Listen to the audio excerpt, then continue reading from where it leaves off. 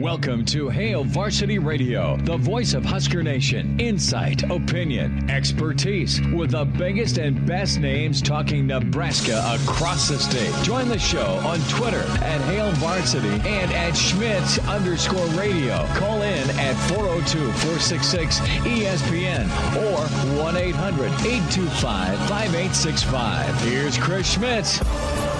Welcome to it. Back on the road here at the Hail Varsity Club in La Vista. Chris Schmidt, Elijah Herbel. We are loaded up. Plenty of thoughts on Nebraska, not only from Athlon anonymously, but how about college football news? We'll get into it. Plenty to tell you about food and drink-wise. NHL playoffs going on as well tonight with the Lightning and Rangers. So Hockey Central right here at the Hail Varsity Club. And, of course, a lot of baseball going on. If you're a Dodger fan, you're smiling. That's on the big screen. The Giants are going. The Rockies are being treated like a piñata. That's actually, hold on.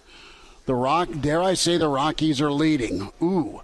Numbers to dial up and join us here on Hail Varsity Radio Roadshow Thursday, 466-3776,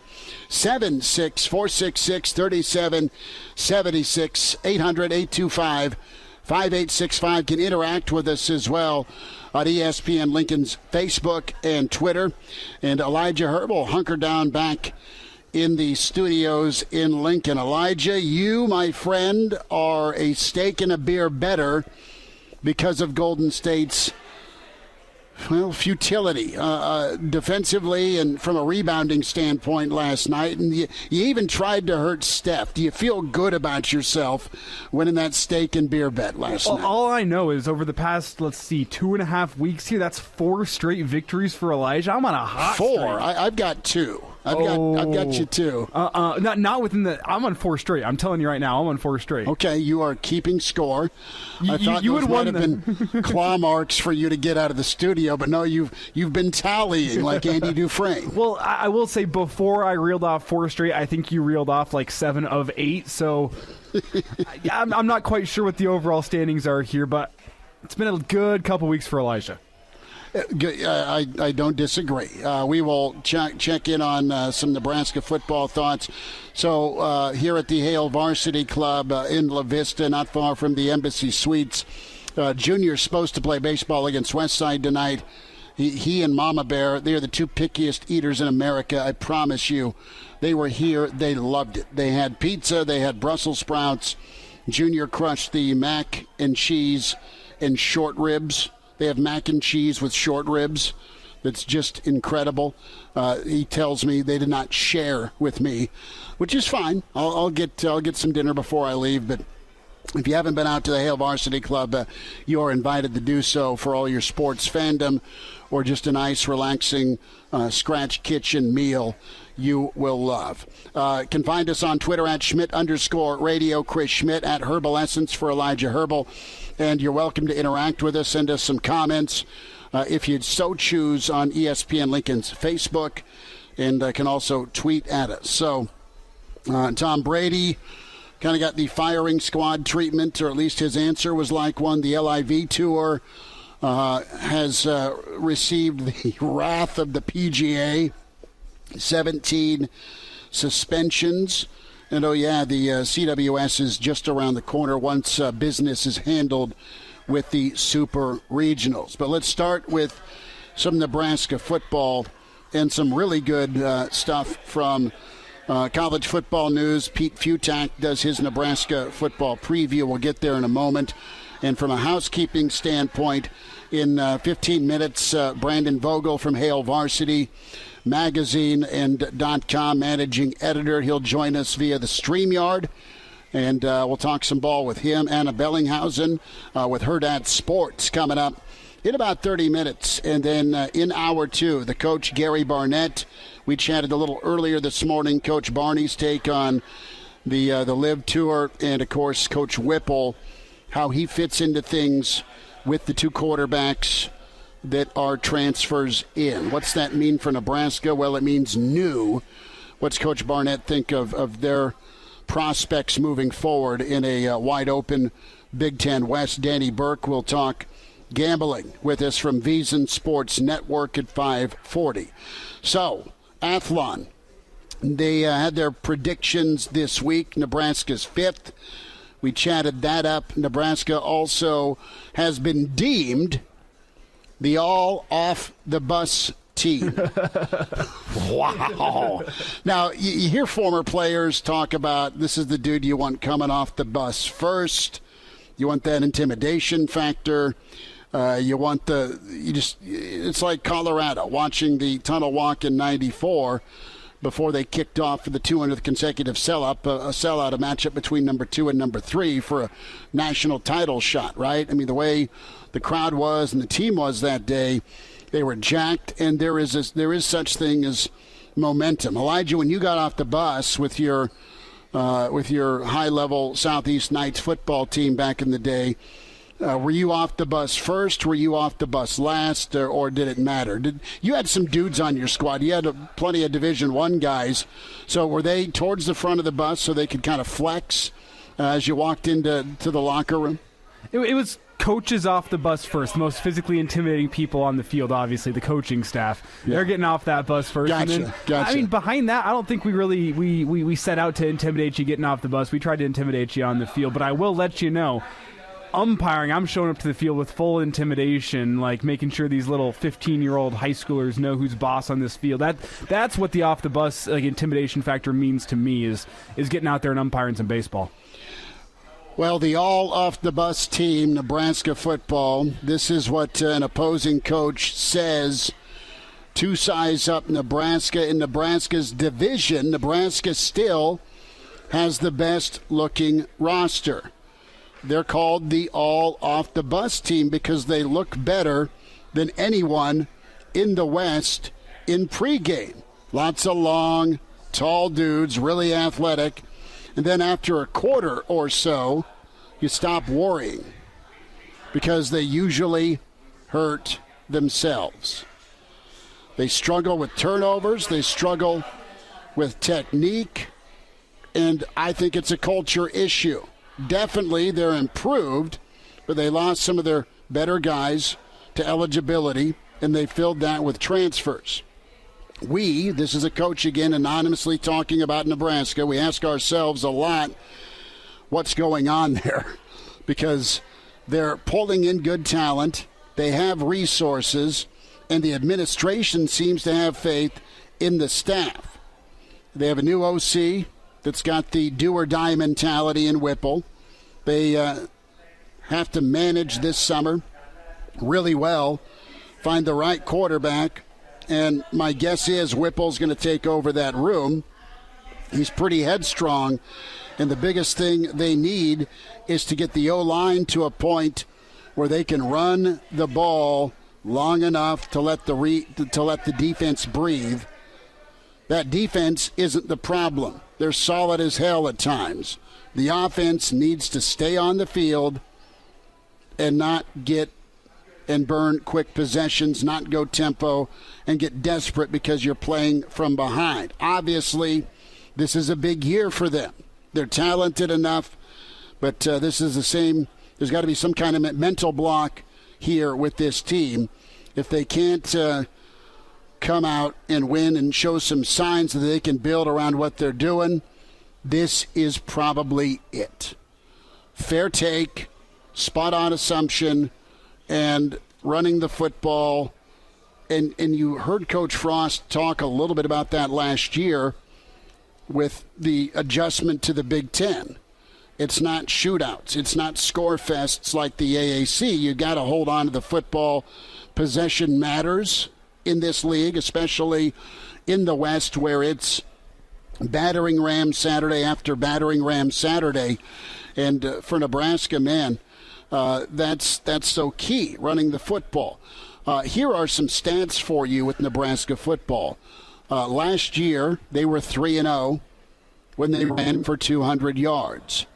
In Nebraska's tenure under Scott Frost, when they run for 200 yards, 10 of his 15 wins have occurred. So there's your magic number. And they were at 180, 185. Well, actually, they might have been around 200 last year. but that's hit or miss depending on, do you load up on your non-conference cupcakes and have a 300 and 400-yard rushing day and go for 125 against a Minnesota or go for a $150 against a Wisconsin. Listen, Nebraska and running the football's got to be a priority. And as much as Whipple likes to get dudes catches and have a controlled passing attack, Whipple is a guy that gets this climate. Whipple's a guy that gets how things go in the Big Ten and just college football in general. And I think he will run the football out of patience, out of necessity, so he can set up his play action. And I'm fine with that. I'm fine with 3 a carry.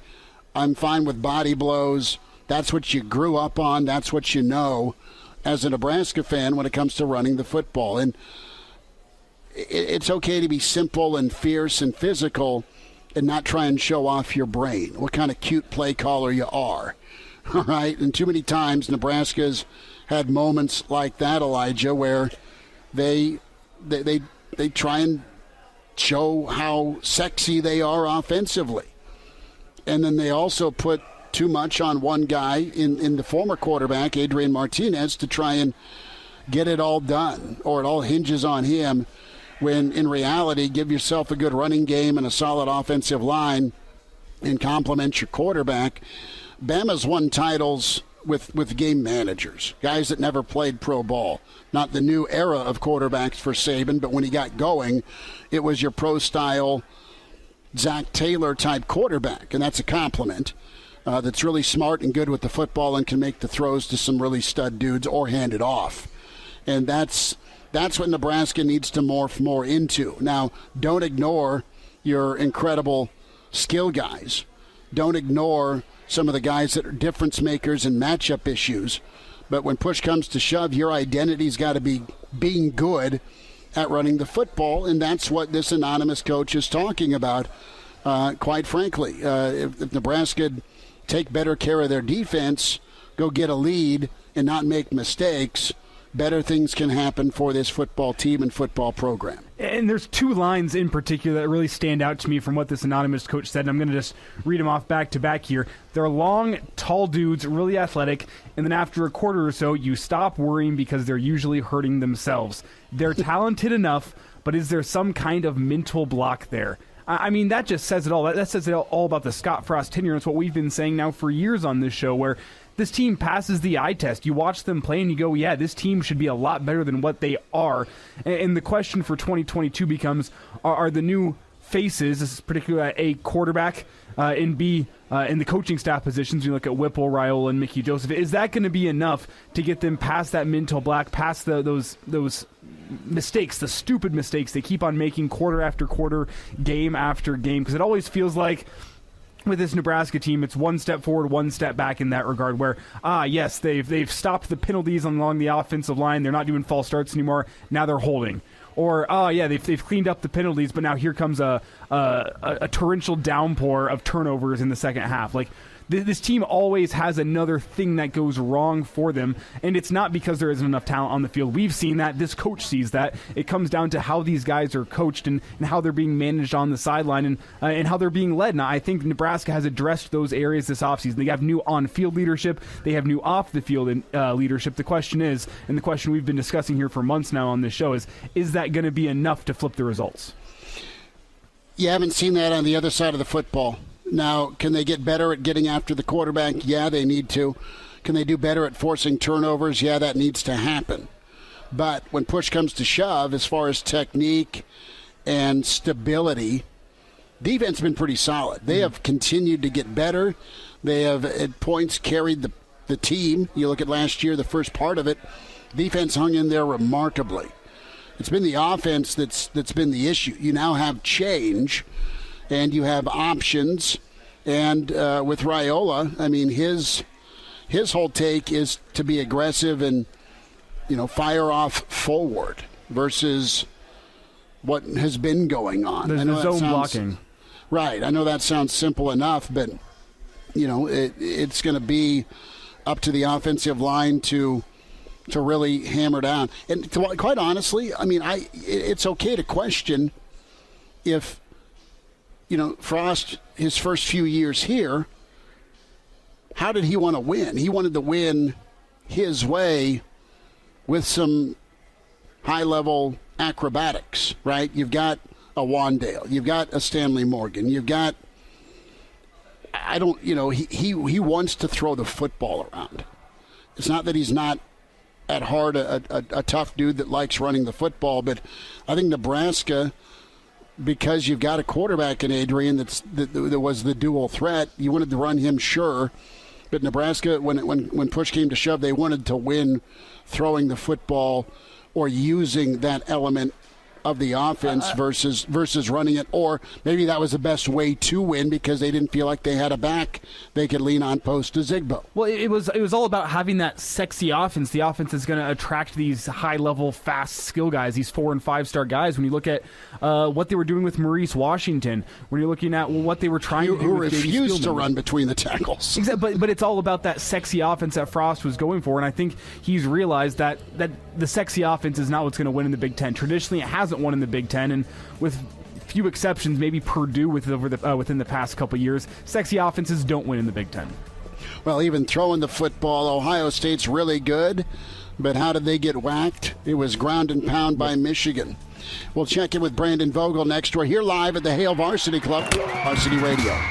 Hello, listener. Hey, it's Chris Schmidt with Hail Varsity Radio, and I wanted to let you know about a special deal just for listeners of the Hail Varsity Radio Show podcast. We're offering $10 off the annual subscription price. That means that you can get everything we do. 10 issues of our monthly magazine, our annual football yearbook, and all the premium content we produce at HailVarsity.com. Just go to HailVarsity.com/subscribe and enter in the promo code GBR for $10 off a full year of Hail Varsity. That's HailVarsity.com/subscribe, promo code GBR. And we're back Fellas, think we could listen to the radio listen? on Hail Varsity Radio, presented by the Nebraska Lottery. Yes!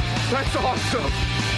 Thanks for spending time. Road show Thursday here at the Hail Varsity Club. Try the macaroni and short ribs. They are a thumbs up from Junior. He did not share. I'm going to repeat that. We say hi to Brandon Vogel, managing editor, HailVarsity.com, and magazine author with John Cook, Dream Like a Champion. We're streaming live, ESPN Lincoln Facebook, ESPN Lincoln Twitter handle, and it is wonderful. Vogues, I'm here at the club, brother. You're in the office, and we're both in pretty good spots, but, well, I have beer on tap, so I win. How are you? Yeah, I think you definitively win. Beer on tap plus an exciting complement of food that you could potentially be eating here shortly. I'm still not quite sure what I'm having for dinner, so you're much better off than me. So what Junior order? Is he playing the drums with some spoons right now in the background, or is he watching patiently Daddy do another interview? No, Mom's got him now. She's making him dinner as we speak. I think he's getting some sort of breakfast for dinner, scrambled eggs sort of situation. That is good stuff. Well, we just had a little bit of back and forth on the anonymous coach dubbing Nebraska football the all off the bus team, Vogue. So who's coming off Nebraska's bus for 2022 if they're the all off the bus team? What 2 or 3 players you picking? You got to have wild man Garrett Nelson lead the way, don't you?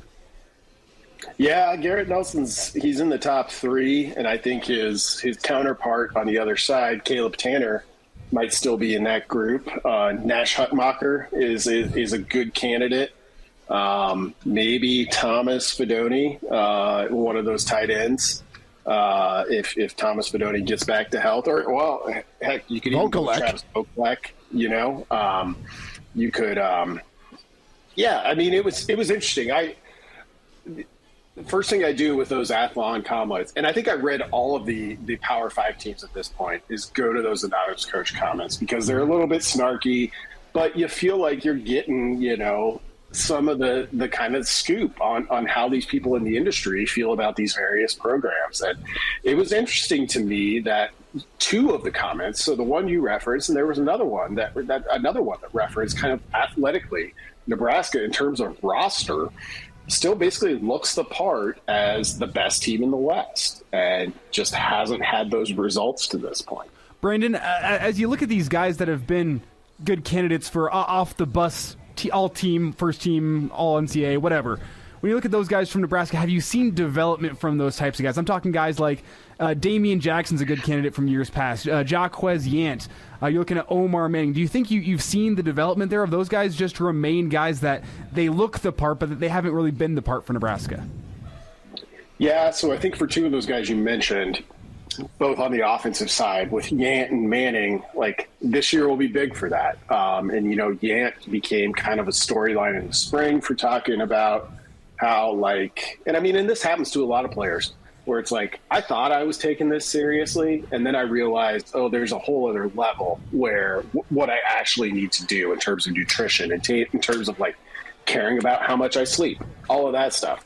So we'll see with Yant. I would say on the defensive side, so two of the guys we were talking about there, Garrett Nelson, I think, has kind of a classic trajectory at this point of a guy who came in, played as a true freshman, largely on kind of effort, in my opinion, and has grown to a player where, you know, publications like Athlon are projecting him as a first-team All-Big Ten linebacker.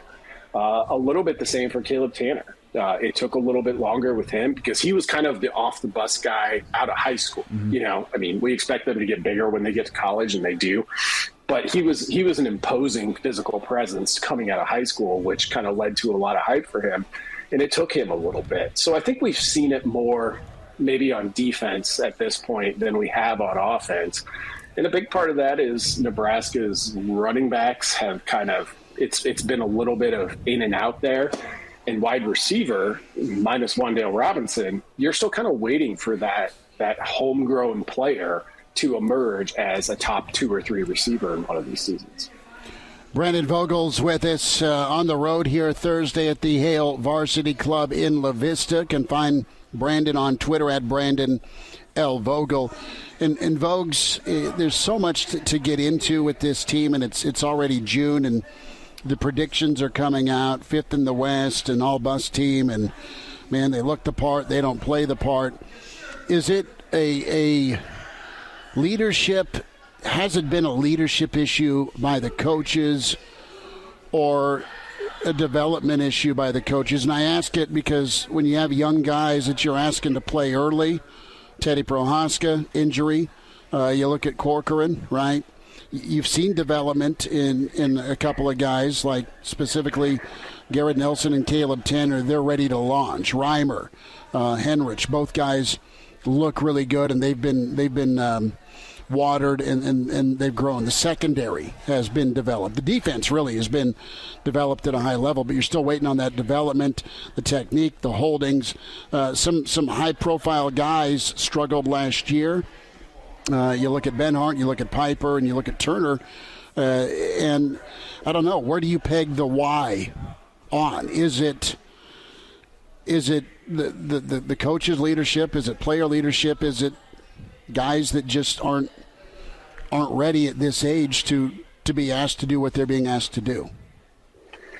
Yeah, I think so. As kind of mentioned earlier, you haven't had a bunch of guys, minus probably Wan'Dale Robinson, emerge as just that dude at wide receiver / running back. And part of the reason he didn't play his final season at Nebraska because he had to be that dude at both spots, right? And you know, we've seen a player like Samori Toure come in and kind of give them that and what that can be.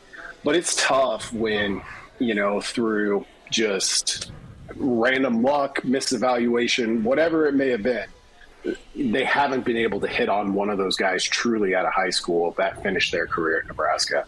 So that's the skill position part of it. I mean, you can't get around the offensive line piece of this. I mean, this is an offense, or was an offense, depending on how different it ends up being under Mark Whipple, that is built to run the ball. And when you can't do that consistently, and the Big Ten's a really, really tough conference to do that in, got to note that. But when you can't get that piece of it consistently, you're going to struggle. And Nebraska, all these past 4 seasons have been weird in their own way. In some ways, going into year 5, I wonder if perpetually being close, and you can literally look at the number of one-score games over that stretch and say, well, yeah, it's hard to argue they're not close. If you'd gotten a point earlier where it's like, okay, guys, we're not even anywhere close to where we want to be, would it have helped? Because I think it would have put more of a focus on sort of the culture piece of it, the development piece of it, just how far Nebraska had to go to get there. And I felt like for most of the past 4 years, it's always felt like, well, just a little bit extra, and we would have been there. Brandon Vogel joining us, HailVarsity.com and magazine at Brandon L. Vogel on Twitter. We're here at the Hail Varsity Club. We're kind of recapping some of the prognostications. 2 through 5. Let's go there with you. Are you leaning closer to 2? Maybe you have Nebraska 1. I'm waiting for the Hail Varsity Yearbook to come out with the straight knowledge of where Nebraska's picked by staff. That said, it feels, I don't know, it feels like another up-in-the-air season. But based on the schedule, it shouldn't be. Right? But if some of these things get flipped around, the anonymous coach has pointed out, then you're having a rum and coke and already at 6 wins somewhere in October, right? Yeah, and the West in particular feels like a throw all the cards in the air and see which one lands face up. Like, I don't know. Northwestern has the longest odds of winning the West Division, and that's probably just. They've got a long way to go offensively. Defensively, you can feel pretty good about them having a little bit of a bounce back. But even Northwestern, like if you were to tell me, oh, yeah, we get to December, the first week of December, Northwestern will be West Division champs, like I wouldn't be shocked. I wouldn't be shocked if Illinois did it. I mean, I'd be surprised, but I wouldn't be shocked. For Nebraska, I would have them higher than 5th in the pecking order in the division based on that schedule, based on the fact that 3-9 was so outside the norm. I mean, would they be – here's how I look at it. Would they be 5th in the division, projected as by some, if they'd gone 7-5? Probably not. And I look at Nebraska as much more closer to a 7-5 team than I do a 3-9 team. Doesn't mean there aren't a lot of questions, but you look up and down the Big Ten West, and I think you can find pretty big questions with any team. Brandon, before we get you out of here, it kind of feels like Purdue's been the preseason darling, if you will. And I almost felt that way about Indiana last year, where it felt like people may have been hyping up Indiana more than what their roster really showed. Do you think Purdue's in the same boat this year with losing some talent, really their top-end talent, and yet they're still a preseason darling? What's your take on Purdue? Yeah, I was buying it all the way up through the end of their spring football, and now I think their win total set at 7.5, which I think like 4 teams in the Big Ten West are set at 7.5. And if I had to make a pick now, I'd be under that. Losing Milton Wright, who was big in terms, he was second leading receiver, almost had 1,000 yards last year. Got to replace David Bell. That's big. George Karlaftis was a singular player in the Big Ten last year. Got to replace him. And then they lost probably a starting safety as well, just to the transfer portal after spring football finished. So Purdue's going to be a tough out for everyone. I think they'll be a team that's in just about every game. But I'm down on them from where I would have been, say, 3 months ago. Brandon Vogel's with us, HailVarsity.com and magazine, at Brandon L. Vogel on Twitter. Vogues, a quick thought on the 2 most important Huskers for 2022. Was looking through Pete Futek's preview, and he has his top 10 list, and Reimer comes in at number 1, while Reimer's in my top 10. I don't put him at number 1. I'm going to probably put Teddy Prohaska at number 1 for me, because if he's good to go at left, you can do a lot of things to that line, and whether your quarterback's great or a little above average, it depends on not getting hurried 40% of the time. on top of the running that Nebraska needs to do. About 15 seconds, who's your number one guy, or do you kind of look at Teddy and go, that could work? No, Prohaska's a really, really good pick. And I think that's where you go with this. So if I had to go someplace else, I might go Garrett Nelson, because I think his ceiling is super high. I feel good about the level of play I'm going to get from Reimer and Heinrich, or Nick Henrich. Garrett Nelson, I think, has a really high ceiling. If he plays close to that, that's a big development for Nebraska. Brandon Vogel with us from Hail Varsity. Vogues, thanks for the time today. Thank you, guys. Like what you hear? High-quality radio and podcasts are just part of what we do at Hail Varsity. I'm Brandon Vogel, managing editor. I wanted to offer listeners of the Hail Varsity Radio Show podcast $10 off the price of an annual subscription. That means that you can get everything we do, 10 issues of our monthly magazine, our annual football yearbook, and all of the premium content we produce at hailvarsity.com. Just go to hailvarsity.com/subscribe and enter the promo code GBR for $10 off a full year of Hail Varsity. That's hailvarsity.com/subscribe, promo code GBR. And now, back to Hail Varsity Radio. We are back, Elijah. Thanks so much for juggling there, my friend. We're here at the Hail Varsity Club, and excited to spend time here with part of Hurrdat Sports, Ana Bellinghausen, with us. We will get StreamYard back up for Ana. But, Ana, good to spend time with you. Nice to meet you. Yeah, nice to meet you as well. Thank you so much for having me. I'm super excited to be a part of the Hurrdat Media team, especially the sports side, and then also Hail Varsity. It's like the best bonus ever. It's awesome. You've been all over Husker baseball and some Husker football, and it's been an interesting off-season. It's been an interesting season for Nebraska baseball. The expectations, they fell short there. I'm a big Will Bolt guy and covered him in college, and I think there's no doubt he'll get it turned around. But, man, you want to talk about U-Hauls lining up on campus, especially Cody Frank hitting the portal. Right. He was one thing consistent on the hill for Nebraska. Now, there's a slew of JUCO coming in, which is great, but it's going to start on the mound for next year for Nebraska with Coach Childress, Coach Christie, and, of course, taking what they think they can handle in the Big Ten. Right. I mean, especially Cody Frank. You never want to lose a dependable arm in the bullpen or coming out on the mound, because that was where Nebraska struggled with all season long. I mean, given they had multiple injuries to their top guys between Buns and then Kyle Perry, and then Colby Gomez as well wasn't completely healthy all season for them, so they struggled a lot in pitching, and I think Cody Frank is a big loss for them, and they will have to fill those shoes, like you mentioned, Chris, with the JUCO guys coming in.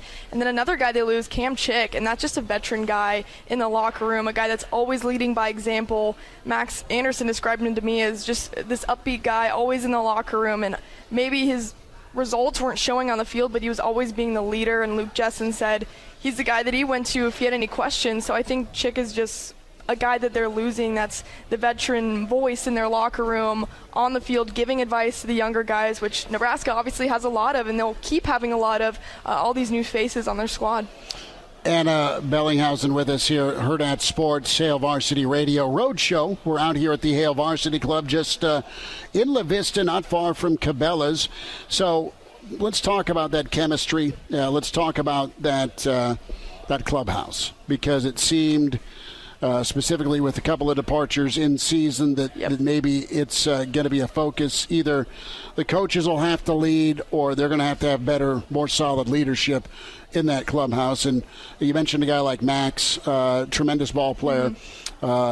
He's a guy that, with his performance, his actions could spur some leadership. But there needs to be a voice or two.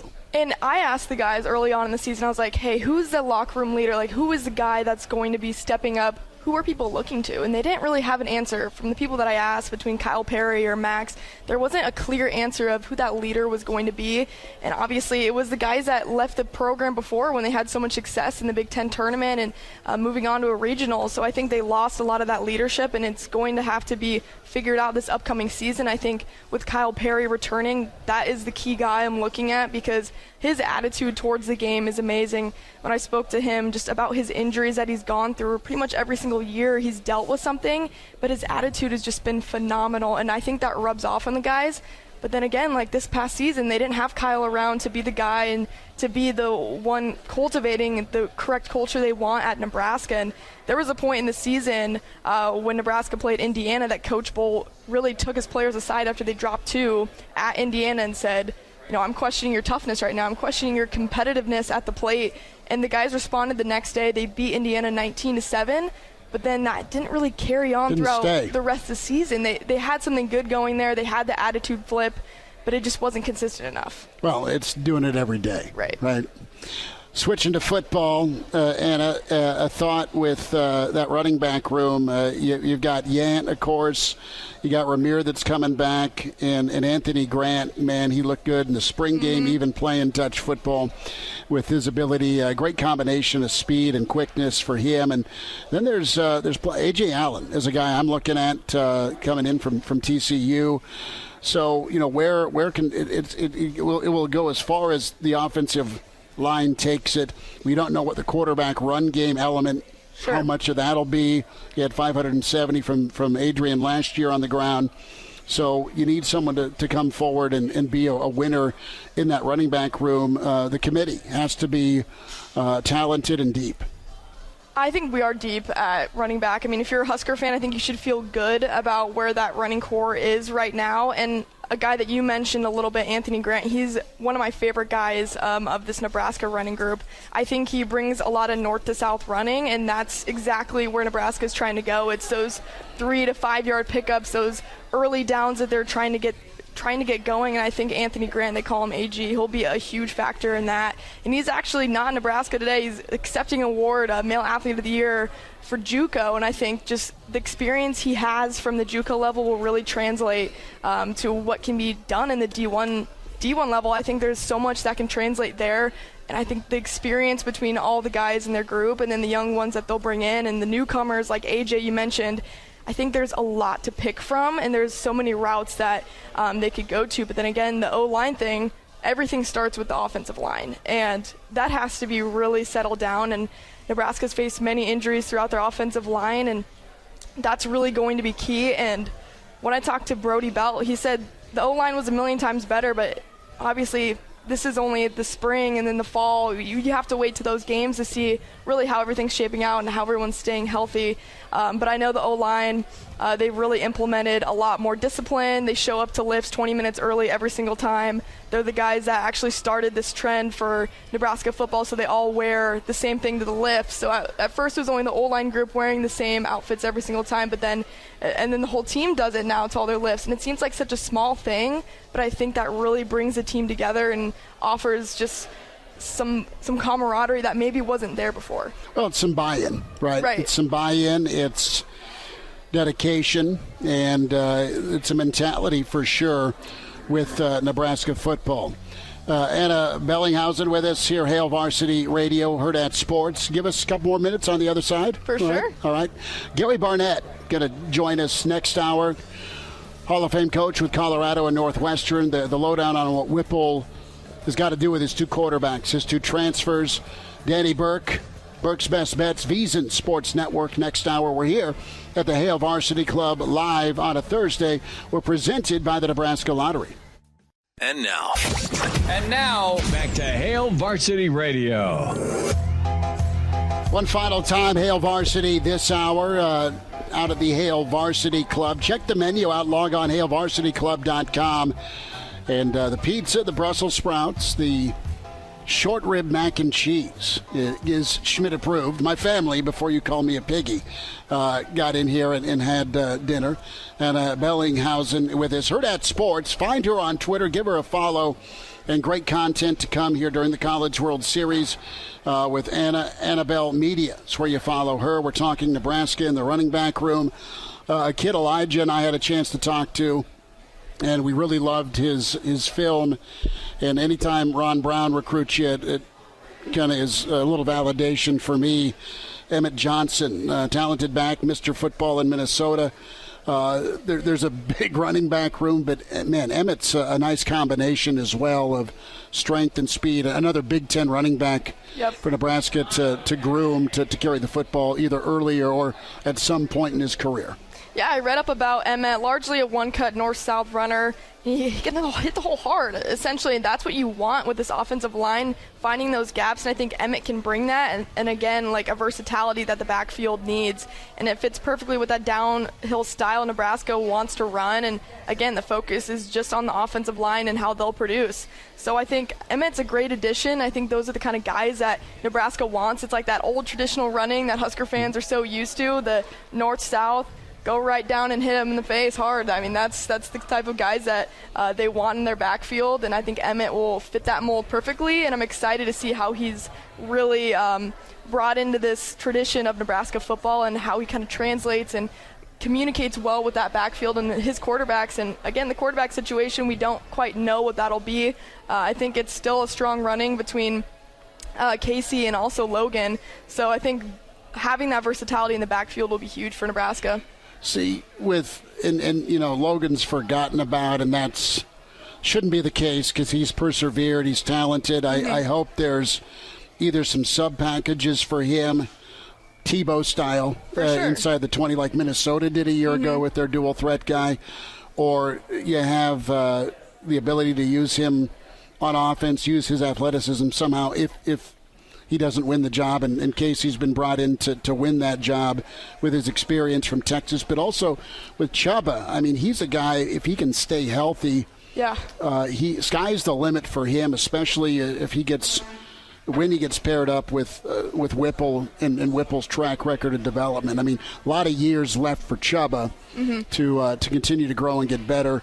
Nebraska's got so many transfers, and they have so many transfers, Anna, from high-profile programs, at Texas, a couple from Florida State, from TCU. You go down the list. I mean, guys that have played big-time ball before. For sure, and then Casey Thompson, when you bring up the quarterback situation as well, I talked to Trevin Lubin this morning, and he said the QB battle isn't necessarily over yet. He said that he loved... Not by a long shot, is it? Right. He said there's still a lot of competitiveness between the two, and he said as Casey keeps going and keeps getting better and more comfortable with that offense, it also raises Logan's play. He's making Logan a better quarterback. And, I mean, that's music to Husker fans' ears because you have two capable quarterbacks that can do different things. Logan's great on the ground. Casey, we haven't really seen him on the ground as much, but there's still a lot that Logan can offer. Ana Bellinghausen, Hurrdat Sports. Good to spend time with her, talking Nebraska football, a little Husker baseball. Elijah Herbel back in our ESPN Lincoln studios. A timeout, hour 2, live here at the Hail Varsity Club in La Vista. Our sit-down with Gary Barnett next to kick off hour 2, presented by the Nebraska Lottery. Like what you hear? High-quality radio and podcast is part of what we do at Hail Varsity. Hey, it's Chris Schmidt with Hail Varsity Radio, and I wanted to offer listeners of the Hail Varsity Radio Show podcast $10 off the price of an annual subscription. That means that you can get everything we do. 10 issues of our monthly magazine, our annual football yearbook, and all the premium content we produce at HailVarsity.com. Just go to HailVarsity.com/subscribe and enter in the promo code GBR for $10 off a full year of Hail Varsity. That's HailVarsity.com/subscribe, promo code GBR. Welcome to Hail Varsity Radio, the voice of Husker Nation. Insight, opinion, expertise, with the biggest and best names talking Nebraska across the state. Join the show on Twitter at Hail Varsity and at Schmidt_radio. Call in at 402-466-ESPN or 1-800-825-5865. Here's Chris Schmidt. Back into it, hour 2. It's Hail Varsity Radio. We're on the road here in La Vista at the Hail Varsity Club. Time to talk some college football, some golf, get some golf advice as we head off to the Denver region next week. Hall of Fame coach Gary Barnett with us. Coach, how are we doing? We're doing great. It's just starting to get into the summer here in Boulder, and temperatures are getting warm. Golf course is greened up. Everything's ready to go. So watching baseball games on the weekend with my 10-year-old grandson. This week he has football camp at CU. He's got baseball practice. He's got football practice. So it's like being a parent again. Man, that's awesome. We're in Omaha this weekend for baseball. Then we head out to your direction for really fun tournament in Castle Rock. If I'm doing some intel for some of the other baseball dads, if we've got a free morning, where should we tee it up? Well, there's a good place right there in Castle Rock called Plum Creek. It used to be a TPC course, but it's not. I don't know how much, if it's private and public or what, but that's a really good golf course. And then you've got all the Castle Pines golf courses. The golf club, the Castle Pines Country Club is up there. A little further north, you got Bear Dance. You've got there's the Red Hawk golf course, which is, I think, is public right there in Castle Rock, just north of Castle Rock. There's a lot of good golf courses around there. Well, duly noted. We will have to see where we can squeeze in. Gary Barnett's with us. Coach, some reaction to you. You love college football. You also love golf and following professional golf. And how have you processed the Live tournament? They have found some pretty big names. Phil is on board, of course, and DJ is going to be a part of it. And the money is nuts. I mean, Bryson DeChambeau, it's reported that $100 million is going to go his way as he'll jump on the Live Tour. And right now, the U.S. Open's like, okay, we're okay with it. We still want you guys to participate. So it looks like there's a game of chicken about to happen between the PGA and some of these players. Yeah, game of chicken. You know, Chris, gosh, if you put yourself in their shoes, you know, it's a sport where there's maybe 200 to 150 people that are really making good money, like other professional, like other professional sports athletes. I mean, just think of the number of basketball players and baseball players and football players that are all making, hockey players, all making a lot of money as a professional athlete. And in golf, the structure is such that you have to qualify. You're not guaranteed anything. Some guys have sponsorships, but we're talking maybe 100 guys have sponsorships. I mean, good sponsorships. Maybe not even that many. So when you put yourself in their shoes and somebody throws out to you the possibility of never having to qualify, they're gonna give you a huge bonus. You're gonna play every week, 54 holes, not 72. That the lowest paid athlete in that event will make $120,000. In today's world, and the way that the people that are in control of things think, is that cash is king and money work. People are more interested in making money than they are necessarily by other folks' standards doing the right thing. Mm-hmm. So I don't know. I don't know that I can blame them, but I just don't like where all this is going. And of course, when you're an older person as I am, you don't have much say in it, and nobody listens to you anyway. So, and you come across as an old fogey, but it just doesn't seem like the values that we all appreciated and felt like we got from going through those kinds of grinds and growing up and situations was so valuable to you as a person that doesn't mean anything. So, I'm split on it. I'm split. I don't like to see it. And no one likes to see change, and I get that completely.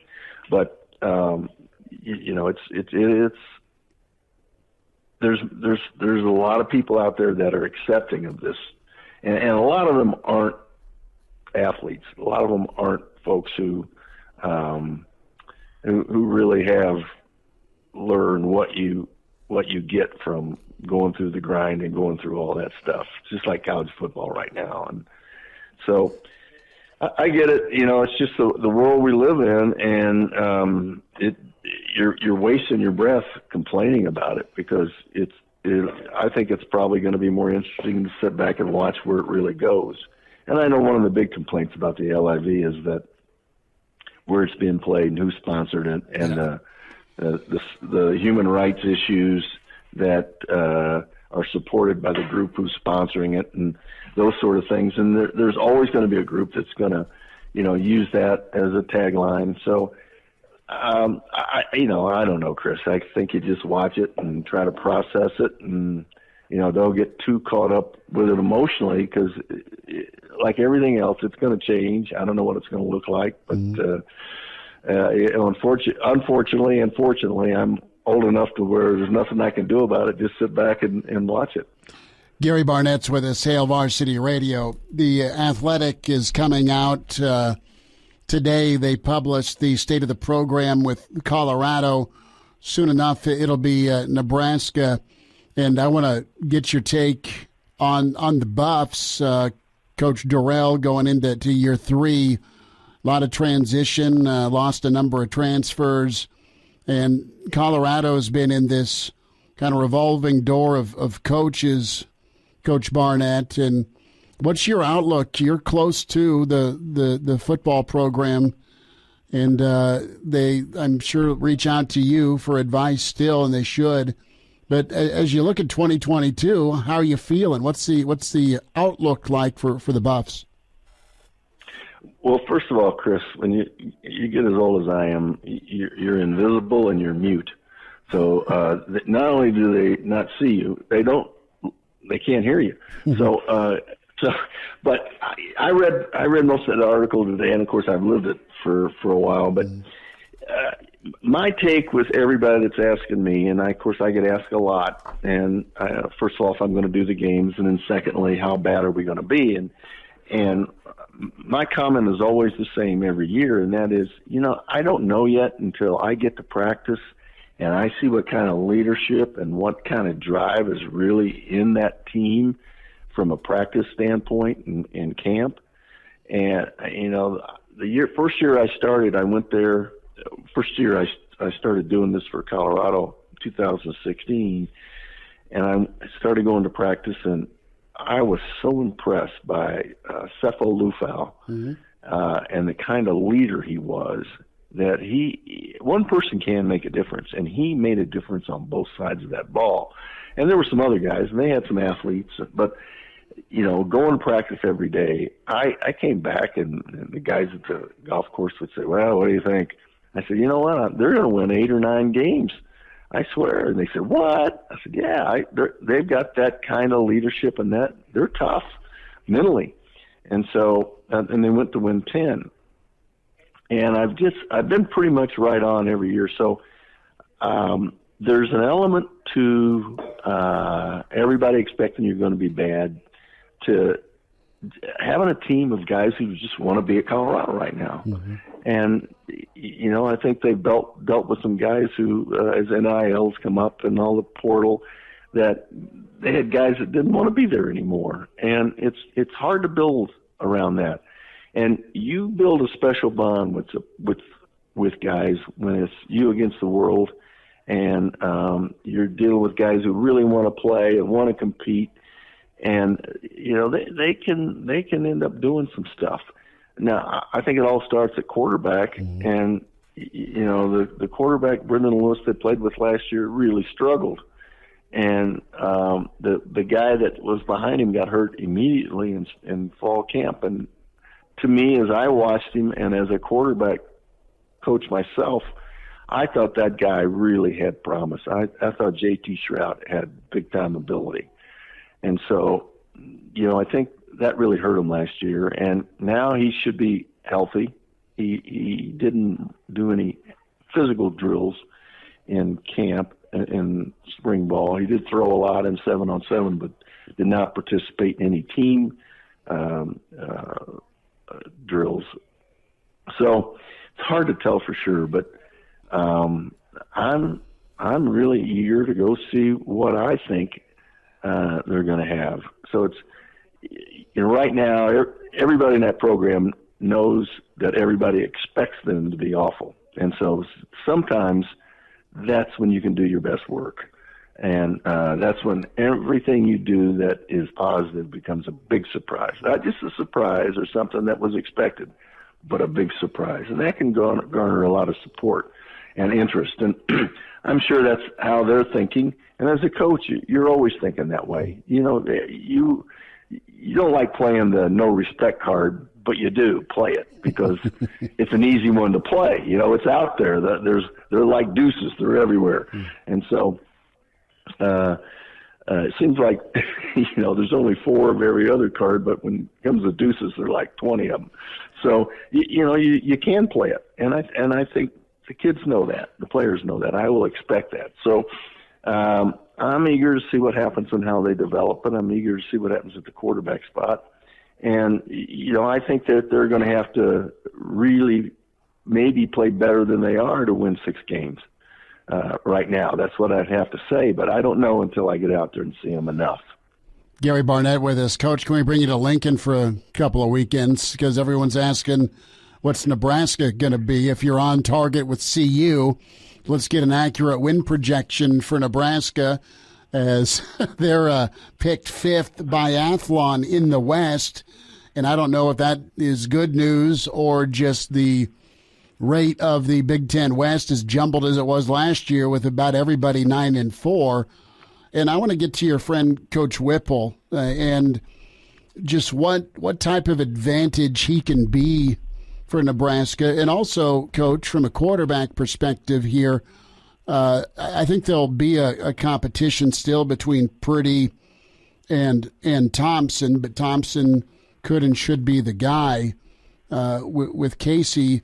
Can he be a difference maker in the West in a league, aside from Purdue, that doesn't really have many known quantities at quarterback? I mean, they've got Lee, I guess, at Minnesota, but, you know, Nebraska should be at least in competition to have, you know, one of the better quarterbacks, you'd think, in the West.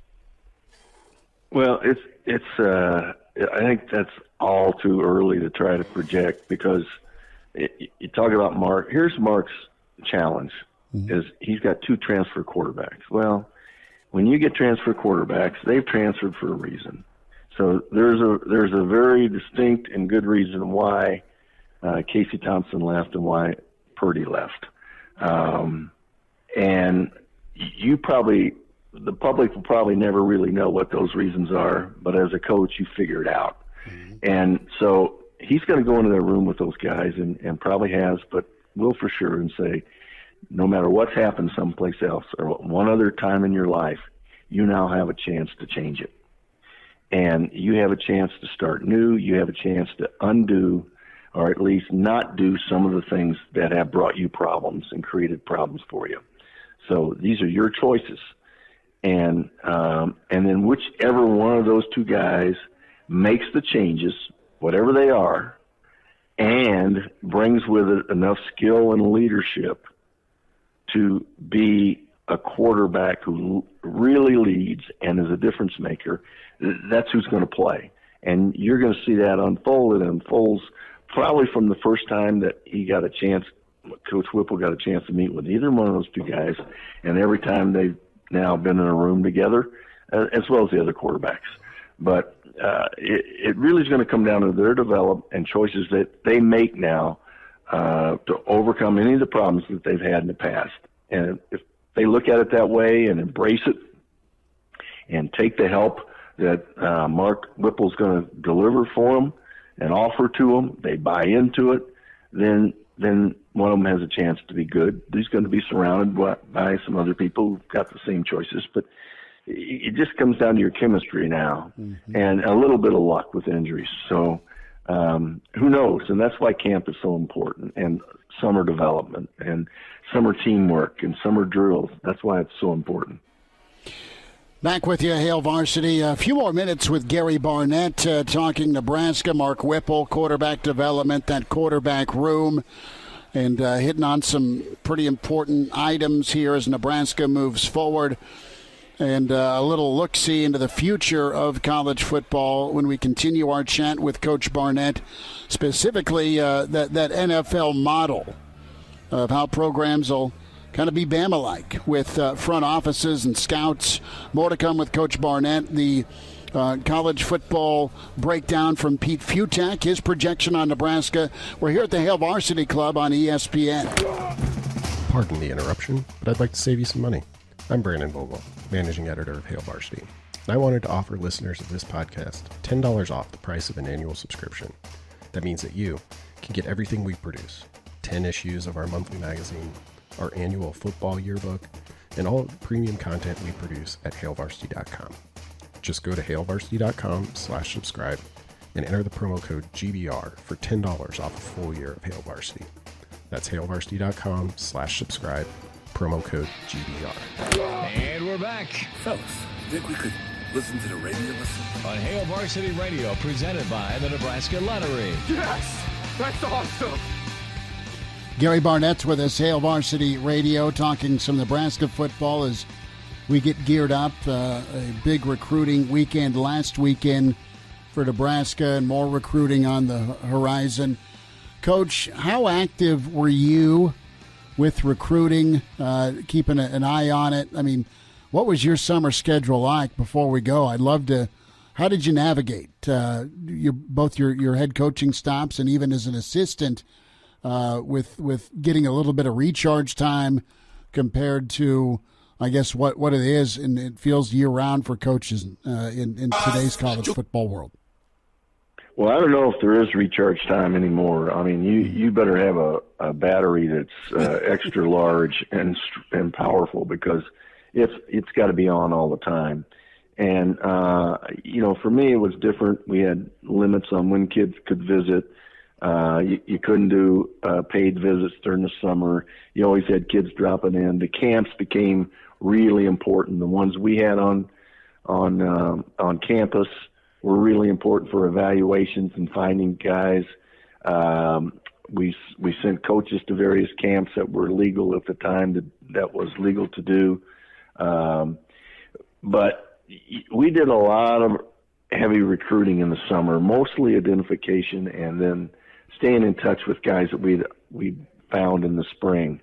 And then we started seeing more and more visits during the summer, unofficial visits. Mm-hmm. And, Colorado is a place where a lot of people like to go and visit and have vacations. So we had a lot of families coming through and wanting to be in Colorado and see what it's like, and et cetera. And it's such a beautiful place in the summer that, we at least had that going for us. But in the end, that doesn't really make that much difference, but it does get them there. And once you get there, it's the people in the buildings and in the program, and not the buildings and mountains behind it. So, but it was ongoing. It was starting to be ongoing when I was in it. Now it is constantly ongoing. But they have more people, and I think what's about to surface in the next couple of years is a staff of evaluators and recruiters that are probably separate from the coaching staff. And so you have more help now than you used to. And, we had 9 coaches, assistant coaches, and we had 5 GAs, and buddy, that was it. And now you're talking about additional staff of 22, 25, 26 people. So the workload gets spread out and split up a lot more than it used to.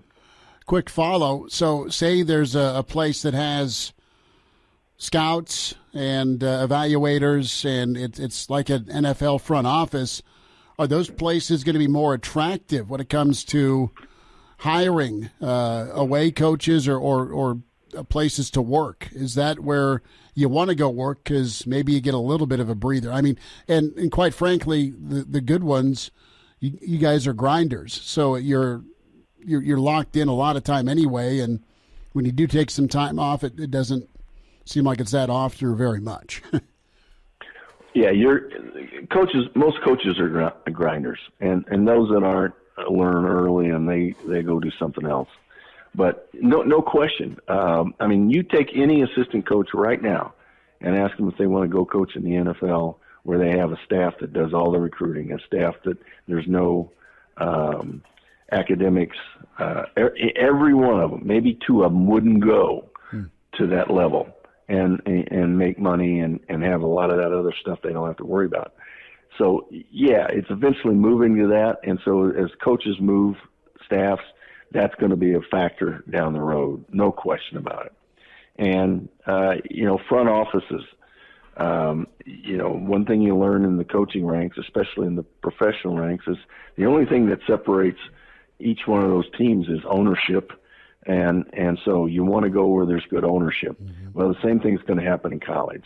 You want to go where there's a good administrative staff and a good administrative history and a culture that's going to be behind what you do and supportive of what you do. So that means fan base. That means presidents. That means that whole piece of it. So that part of it's going to become more and more important as we go down the road to assistant coaches moving. Gary Barnett with us. Coach, have a great weekend. Hit him far and straight and enjoy some baseball with the fam. Thanks for a few minutes. All right, Chris. Talk to you later, bud. Good stuff from Gary Barnett here live at the Varsity Club in La Vista. Schmidt, Elijah Herbel, Danny Burke, Burke's Best Bets. He'll preview the Rangers tonight and the Thunder NHL action. And more on the NBA Finals from Danny from a betting perspective. Good take on the fact you need to grind. I think there's more grinders on this coaching staff now. When I think of Bill Bush and Mickey Joseph and Coach Applewhite, that's a great thing. I think there's a lot of grinders defensively on the defensive side, so that could bode well. But Elijah, let's dive into college football news. And Pete Futak, he's been covering college football for a long time. And, the opening paragraph with his Nebraska preview says experienced, talented, and desperation. All three things with Nebraska. Yes, there's some experience. Yes, there's some talent. Back to the all-off-the-bus team per Athlon in hour one. But it is desperation, and that's not always bad. You got to have the I's dotted, the T's crossed in the midst of a storm. But, man, Nebraska fans have been waiting for the payoff. The Big Ten has been waiting for the payoff. College football wants Nebraska to be good again. And, man, bad penalties, special teams were bugaboos, and 20 of the 29 losses by Frost by 8 or less. So when we talk about keys to this season, and Pete got into quite a few of them, it's going to be, how does the portal treat Nebraska? Nebraska's been really good at acquiring in the portal, but does buy-in and chemistry move forward? Another part of this is, what do you get from quarterback play and your running game and offensive line? I mean, it's the same points again. And then defense, there's some game-changing moments. Would you agree, Elijah, that there's been too many game-changing moments Nebraska football has not seized in the post-Pelini era? I think that's fair to say. And even, you had to go back to the championship years. Nebraska was always good at seizing momentum, finding that moment, delivering that knockout punch with pretty high consistency, and it's been anything but consistent here for 4 years. Maybe that shifts for the better in year 5 for Frosty, but there are some things that they can clean up. I tell you this, when I look at this football team and in some of the keys, maybe I'm in the minority. I don't think you have to have great quarterback play. I think you have to have consistent quarterback play. I think you have to have safe, dare I say it, safe quarterback play when it comes to turnovers. And I got to believe that this offense has got to be really 11 guys, not just 1 or 2 you're leaning all of the weight on their shoulders. And I think if you get that shift in 2022, you're okay. Because if Casey Thompson's got to go win it for you, that's not a position that he can't succeed in. But we've seen the last 4 years of one guy having to do it all the time, and it didn't work out. it's really a lot to ask most quarterbacks that aren't Cam Newton or Tua or name some of the greats that have played in college football the last few years. You always got to have some help. Well, I mean, look at it. And that help comes in the form of offensive line and running game. Well, I mean, look at since we've gone from the legends and leaders to the East and the West, I can't think of a single Big Ten West quarterback that through great play willed their team to the Big Ten championship game or willed their team to a great management. season. I mean, you could argue Tanner Morgan, but not really. He was helped by a lot of other great pieces on his offense, and I mean, NFL wideouts. Even last year, you had Michigan go win a Big Ten championship with Cade McNamara, and I'm not going to sit here and disparage Cade McNamara, but let's be honest, that guy is not a top 4 rounds of the NFL draft quarterback. That's not who he is. He's a game manager. He's built in the same vein as an A.J. McCarron at Alabama, where he's going to get out there, he's not going to make mistakes, he's going to hand the ball off, and he's going to look great handing the ball off. But that's the extent of his duties, really. He's going to come in, 3rd and 4, let's see if the quarterback can get it done for us. I mean, that's what that has won in the Big Ten over the past couple of years. So don't sit here and think Casey Thompson is the be-all, end-all for Husker football, whenever he's probably the last piece of that offense that really needs to fit into place to give Nebraska a fighting chance in the Big Ten West. It starts with the offensive line, then it goes to, I mean, you can kind of say the tight ends with that offensive line group, then it goes to the running backs, and then it goes to the wide receivers, and then it falls upon Casey Thompson. He's probably the 4th most important part of that offense if Nebraska is going to find success in 2022. He just can't lose it for you, yep. Right? Once in a while, go make a play. Once in a while, go make a winning play even.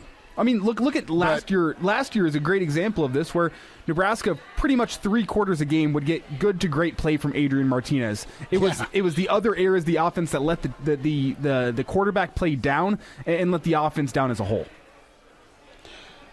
Numbers to get in, 466-3776, 800-825-5865. Can tweet at us at Schmidt_radio at Herbal Essence. We're here at the Hail Varsity Club, just in La Vista, near the Embassy Suites.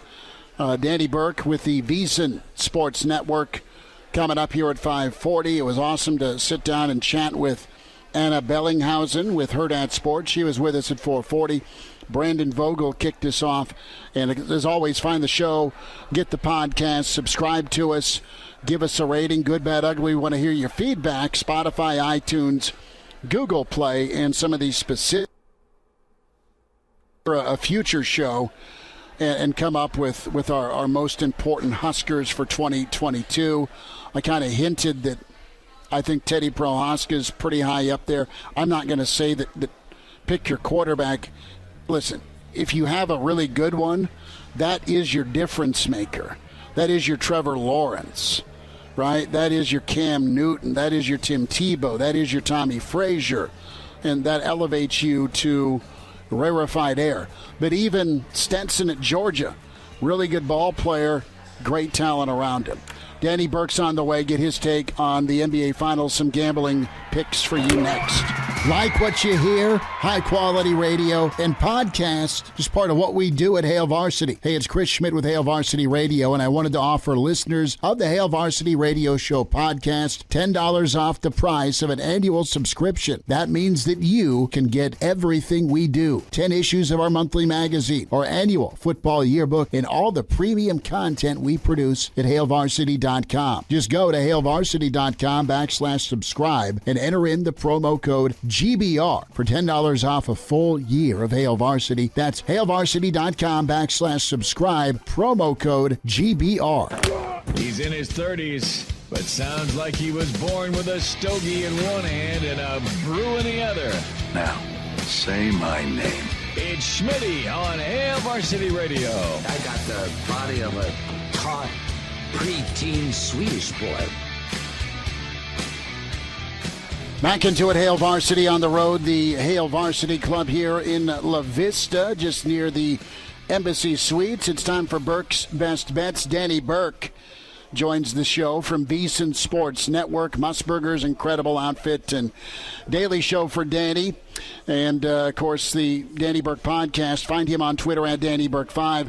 Pride of Chicago, what's shaking? How did last night's Game 3 shake out for you, the wagerer with Boston and Golden State? Yeah, I didn't bet a side in this matchup. I did feel like Boston had the upper hand and, figured they were going to come out on top. I was just hoping at least the Warriors could keep it close, but that really wasn't the case from the get-go. I did take a little bet on Jordan Poole over 12.5 points.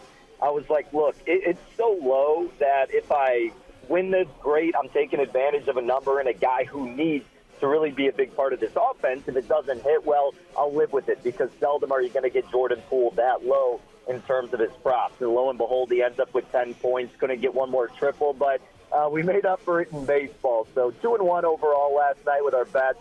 Man, looking forward to Game 4, Schmitty. I mean, look, the Celtics already about a 4-point favorite as of this moment. I don't know if I'm going to touch the side once again. Might do something with the total.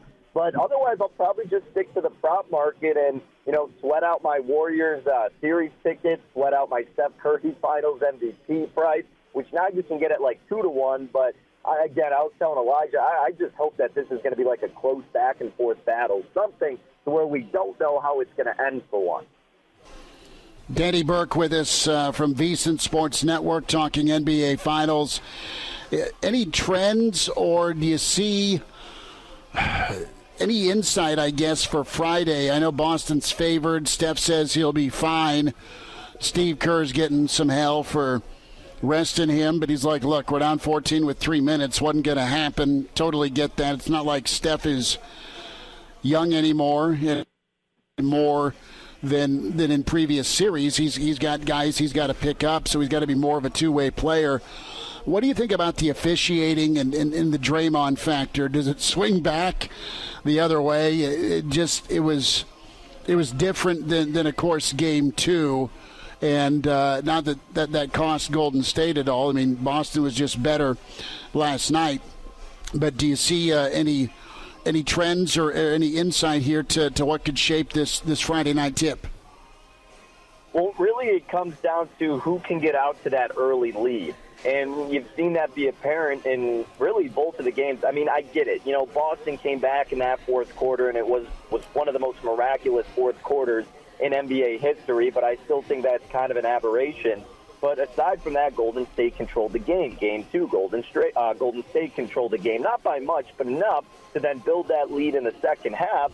Then you get to Game 3. Well, what happens? Boston immediately sparks that momentum with the home crowd behind them, and they figure it out, and they're not really too worrisome throughout a majority of that game. So Golden State has to get out early, right? They got a rebound. They got killed on the boards in Game 3, and they had the advantage in Game 2, especially with points in the paint. That's how it was in Game 2, advantage Golden State. Flip-flop for Game 3, and that has been the difference. Draymond has got to be tougher. He said it himself. Everyone out there was soft. They need to box out. They need to close out on shooters. It's frustrating when you're seeing guys like Derek White falling over, making and ones, and guys with hands in their face making threes. But look, if they beat you that way, so be it. They're going to beat you any other way. But don't give them quality looks and don't give them second chance opportunities. And you speak about the officiating. Look, this is how it always is, but the home crowd's going to get the benefit of the doubt. So if you're Draymond Green, you got to keep your cool on the road. When you go back to San Francisco, the advantage is going to swing once again toward Golden State. But Boston has been kind of iffy at home this postseason. Huge game here. You just got to hope that Golden State can hit their shots early. And again, limit the second chance opportunities for Boston. And if you want to look at it from the in-game perspective, and Boston is out-rebounding them, is getting those second chance opportunities, but Golden State's hanging in there, maybe look to live bet Boston because they're going to have the advantage if that's what it's looking like. Danny Burke is with us here, Burke's Best Bets, Hail Varsity Radio. And Danny, I think if you're an individual who still thinks the Warriors are going to pull this series out, Steph Curry is still a good bet for MVP. But on the Boston side, with Boston up 2-1, I'm not sure that Jason Tatum's still the best option in terms of an NBA Finals MVP. So if Boston does come through and pull this series out, who do you like to win Finals MVP? Yeah, it's really a tough discussion at this point. Talk to anybody after Game 1, it seemed like it was going to be Al Horford, but then he disappeared Game 2, had an average performance Game 3. But Jaylen Brown has been a little bit more consistent than Tatum. Not by much, but enough to warrant him being in the conversation. And Tatum's almost at like even money. Brown, you can get like plus 350. The thing that you got to, kind of contemplate in your mind is, what is this narrative going to be? Jason Tatum, we know, already has the upper hand, knowing he's the favorite going into it, knowing he's the superstar on this team and typically the closer. So Jaylen Brown is really going to have to separate himself to get over the hill over Jason Tatum. So you need him to really have another. Honestly, Jaylen Brown can't take the game off. Like, Jason Tatum can get away with that 10-point performance in that Game 1 win as long as he switches the narrative in these next couple of games, or even in the last game of the series if he's the leading scorer and kind of closes it out. So Jaylen Brown would probably be my best bet right now. You know, Marcus Smart's had 2 good games, but he had that game 2 that was brutal, and I just don't think he's fit to get it. So my money would be on Brown because of the value right now. That would be the only way I would play it. Danny, let's move to some NHL before we get you out here. And the Lightning and the Rangers playing for the right to play the Colorado Avalanche in the Stanley Cup Finals. And so far this series, and I guess even last series for the Rangers too, it's been a story of who's on home ice. The Rangers are undefeated, I believe, in their last 8 home playoff games. My number could be slightly off there, but it's something like that.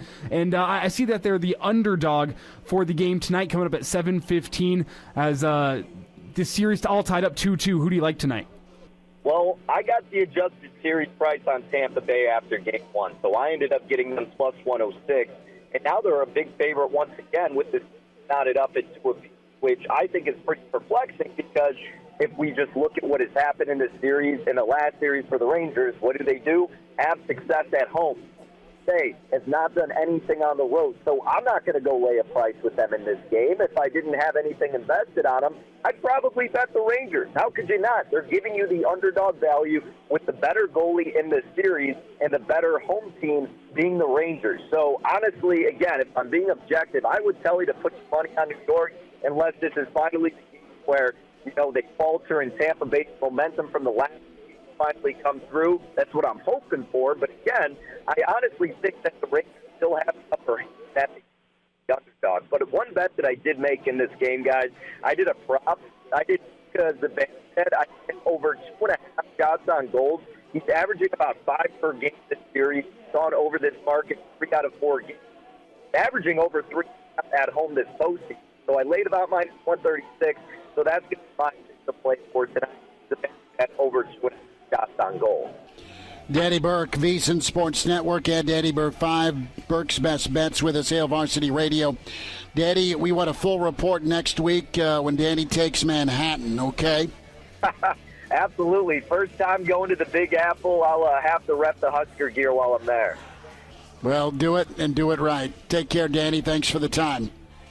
Hey, you bet, guys. Take care. Thank you. Like what you hear? High-quality radio and podcasts are just part of what we do at Hail Varsity. I'm Brandon Vogel, managing editor. I wanted to offer listeners of the Hail Varsity Radio Show podcast $10 off the price of an annual subscription. That means that you can get everything we do, 10 issues of our monthly magazine, our annual football yearbook, and all of the premium content we produce at hailvarsity.com. Just go to hailvarsity.com/subscribe and enter the promo code GBR for $10 off a full year of Hail Varsity. That's hailvarsity.com/subscribe, promo code GBR.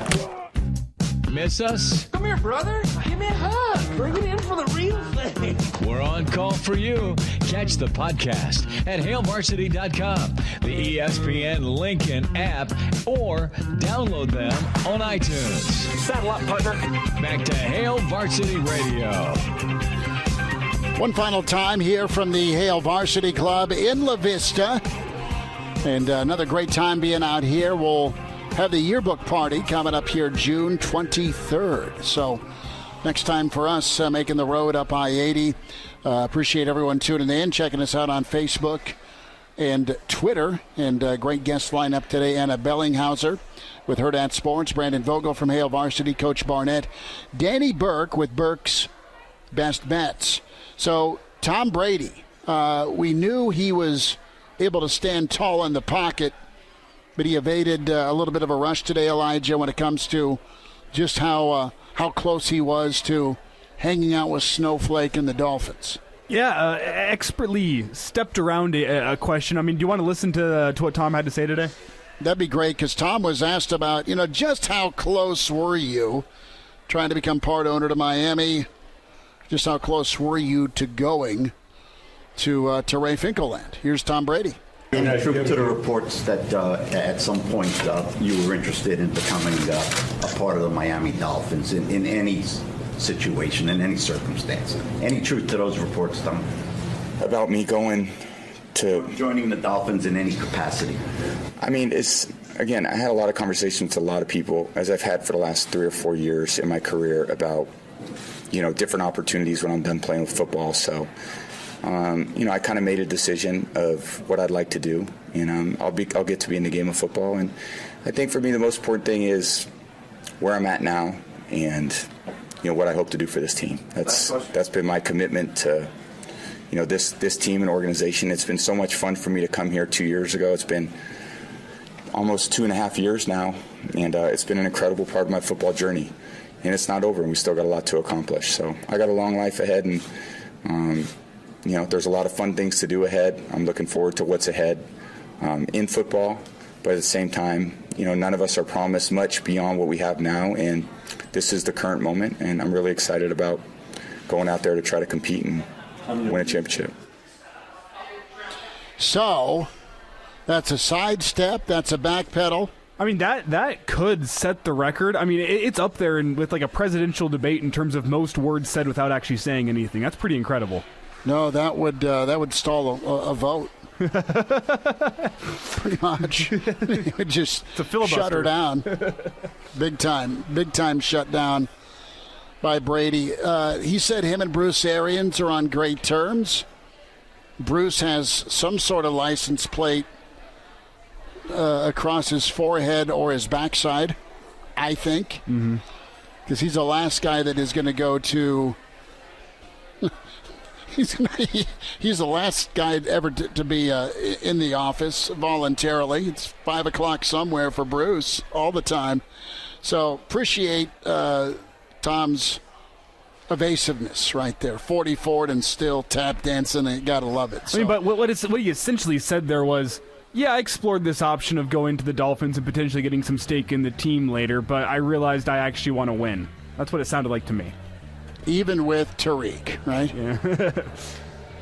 Good riddance from the AFC West. Yeah, all opposite. Yeah, been a good show today. Good stuff covered on Nebraska. More previews to dive into when it comes to pro football talk and college football news, and even old Athlon, the anonymous coaches, was juicy today. Get the podcast, Spotify, iTunes, Google Play, Hail Varsity Radio. Talk to you tomorrow at 4. Thanks. A Hurrdat Media Production.